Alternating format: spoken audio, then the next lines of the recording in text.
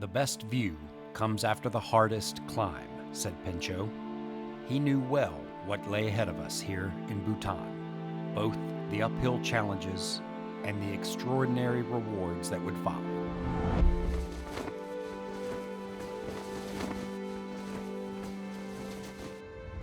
We are on our way to someplace very special today, a place that's been on our bucket list for a very long time. We're going to Bhutan.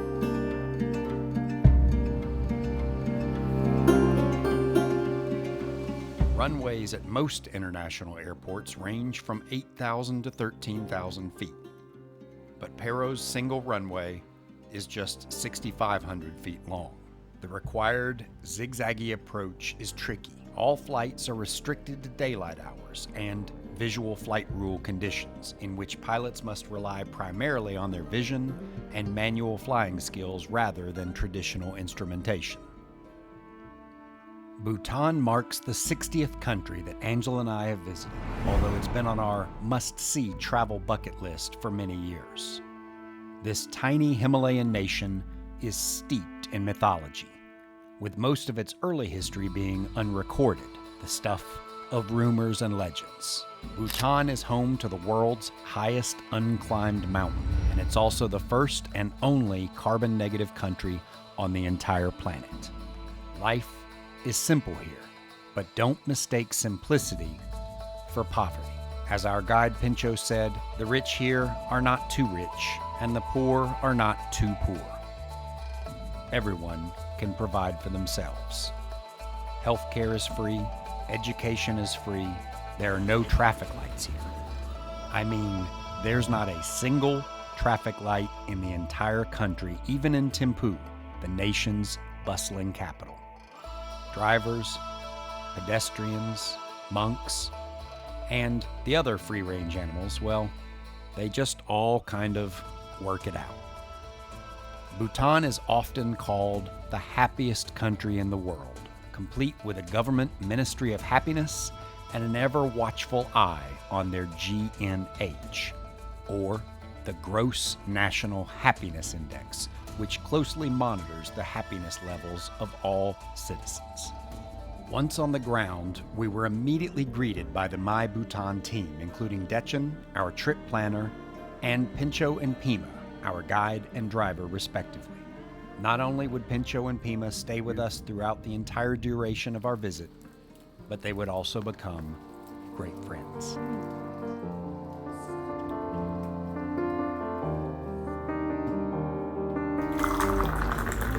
So we have arrived here in Paro, which is where the main airport is in Bhutan. And despite the fact that it is the world's most dangerous airport, according to many reports, and there are only a handful of pilots who are even authorized or qualified to land here, I can say that there was probably 85 to 90% of the people on that plane are going to be just fine. In Paro, we wasted no time visiting Bhutan's National Museum and a temple built in the 1400s whose name I dare not insult by attempting to pronounce.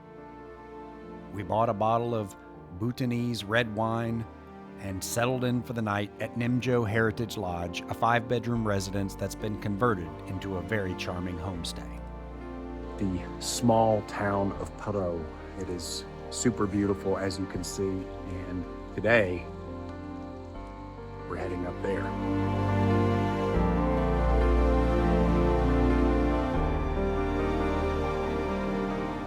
From our entry point at Paro, Pima and Pinchot drove us west, straight up into the Himalayan foothills, crossing Chelela Pass at over 13,100 feet. The journey was narrow, wooded, and winding. The view, moody and mysterious, with low-hanging clouds and a persistent drizzle. At the summit, a handful of transitory guides ducked the drizzle, huddled around a wood-burning stove. A lone vendor in the back of a pickup truck served up spicy hot porridge in a plastic cup.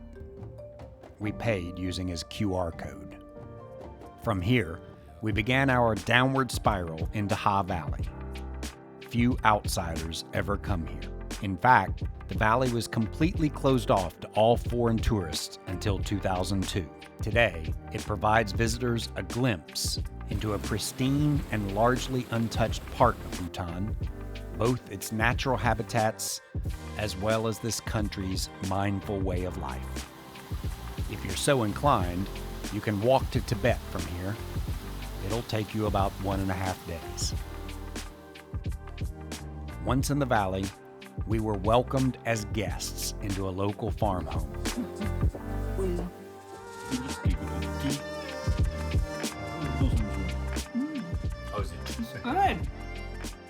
What's it like?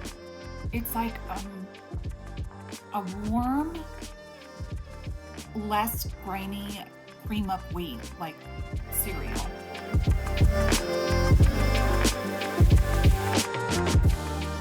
Angela learned to make Ema Datshi, a simple but scrumptious blend of local spicy chilies and thick, gooey cheese. This is Bhutan's national dish and a staple of many meals. It's also highly addictive, as we would soon learn. We're waiting for these chilies to come to a boil, and then I'm gonna slice that cheese up in there.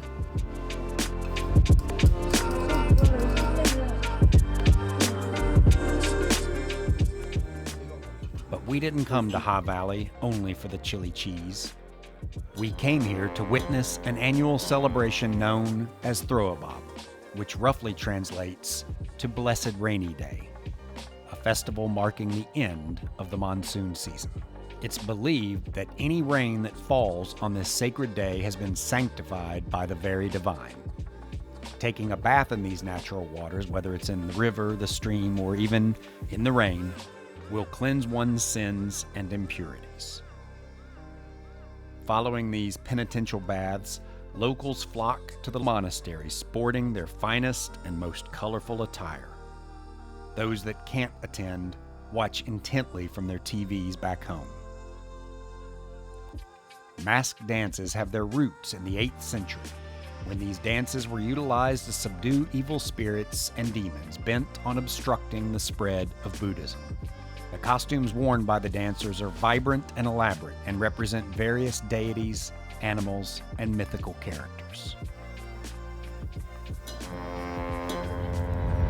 Beyond the obvious entertainment value, these dances are also seen as a form of meditation and an offering to the deities, in thanks for the monsoon rains that have enabled another good year for crops. All of the locals here were warm and welcoming, full of smiles and curious stares. How old are you? 8? And you're 8 too? Very good. Down in the festival market, a muddy carnival mosh pit full of vendor tents, we were invited to play numerous games of chance and skill, including a good old-fashioned shooting gallery.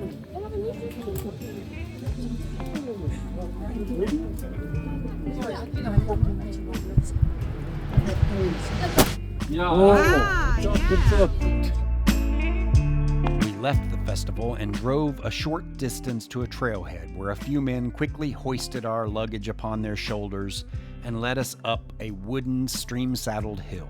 There, we found our own little Haa Valley Paradise. So we have this all to ourselves. You can hear the river from the Himalayan mountains running right down the hill here, as opposed to uphill. And we have these incredible vistas. That's the mess tent and the bar. I'm going to the bar. It's 5 o'clock in Bangkok.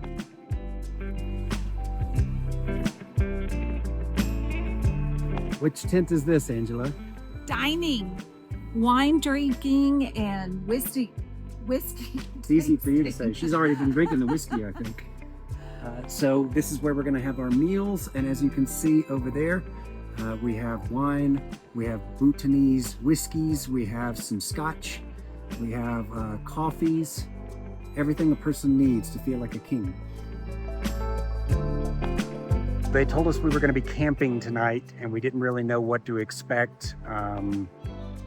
We're here in the foothills of the Himalayas, and when we got here, we saw all of these tents set up, and we thought, oh, we're going to be enjoying this experience with some fellow travelers. Not true. No. It's just for us. And we want to show you around. Just up the hill, our bedroom tent featured cots with mattresses and extra blankets, end tables with lamps and books, charging stations, and even a Bluetooth sound system. 2 other nearby tents featured a portable toilet and a shower, complete with hot water. After settling in, we were visited by a reincarnated monk who read our fortunes based on astrological charts. But as it turns out, that reincarnated monk wouldn't be the only guest we'd received that night. As we sat around the crackling campfire sipping on delicious Bhutanese whiskey, we saw 3 flashlights climbing up the trail toward us. "You have a special guest this evening," said Pincho.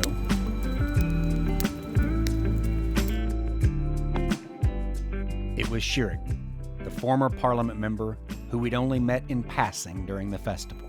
He joined us in our dining hall, our dining tent, where we enjoyed food and fellowship for several hours.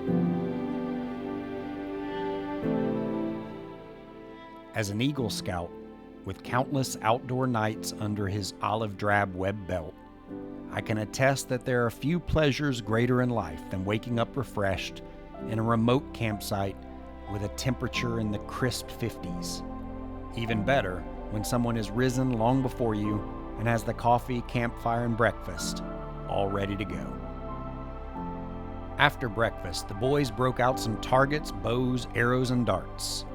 But unlike my airgun prowess at the market, I couldn't hit the broadside of a mountain. And I was actually standing on the mountain. Fortunately, after many embarrassing misses, Angela redeemed our family honor. I hit that. But before we broke camp, the men blessed prayer flags in the sacred smoke of our campfire. Then, 2 brave souls scrambled high into the pines to dangle those flags in the Himalayan breeze. The prayers were intended to spread goodwill and compassion and to protect us on our long journey. I hope the gods are listening. We still have a long way to go.